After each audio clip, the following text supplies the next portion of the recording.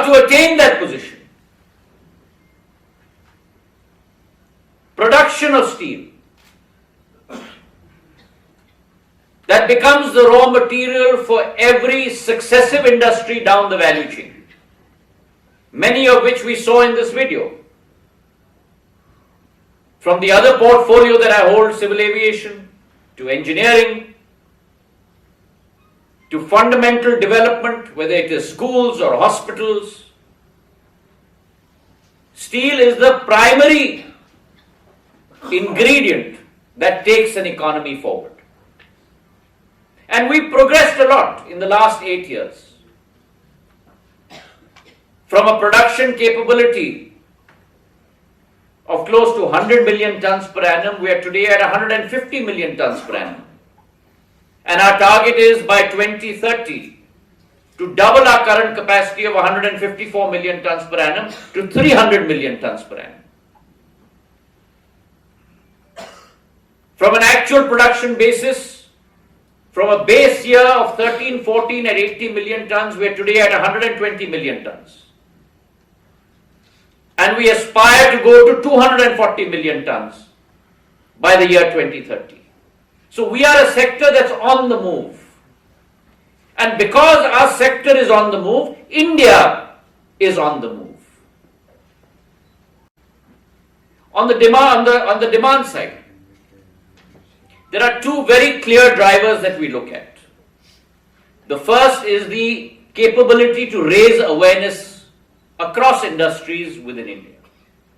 And whether that means we look at eco-labeling of products, whether we raise awareness of consumers across the board, all of these are measures that we can look at for increasing the capability and the demand for green steel. The final part on the demand side is to look at maybe mandating a certain part of production of steel through green steel. I think that is something also that all of us as stakeholders should explore. Because if you look at roughly a 30% premium that we can give for green steel, and let's assume a number, but let's assume if you look at a 20% requirement of green steel production, you're looking at roughly close to about 1.26% increase in project costs. And considering that 20% of India's steel production today is used for government projects, I think that is an avenue that one can explore in the future as well. And the third most important is the use of scrap. The greater the use of scrap, the more you can lower emissions. And today India uses 26 million tons of scrap on an annual basis. Domestically supplied, 4 million tons, internationally supplied, 30 million tons out of a production of 120 million tons, which means roughly 22.5% of our steel today is produced from scrap alone.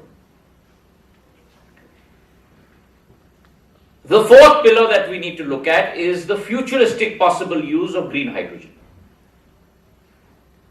Today, technologically, there are still a lot of speed breakers that need to be overcome on a global scale for the use of hydrogen as an input for the production of steel. The costs of hydrogen are roughly about $6 a kilo. And it's only when it comes down to about $1.50 a kilo that it makes economic sense in the use of steel.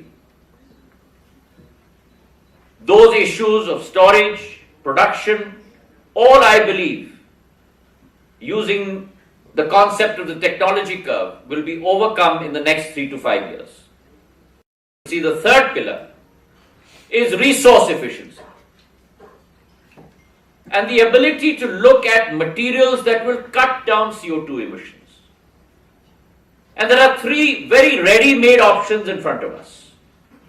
The first is the area of pellets. The greater the pelletization in India, the greater the beneficiation in India. Every 1% increase in Fe content of iron ore results in a 1% lower consumption of coke in the process. And the less coke that you consume, the lesser CO2 emissions occur. The use of plastic, not necessarily as a raw material, but in the process of the value chain.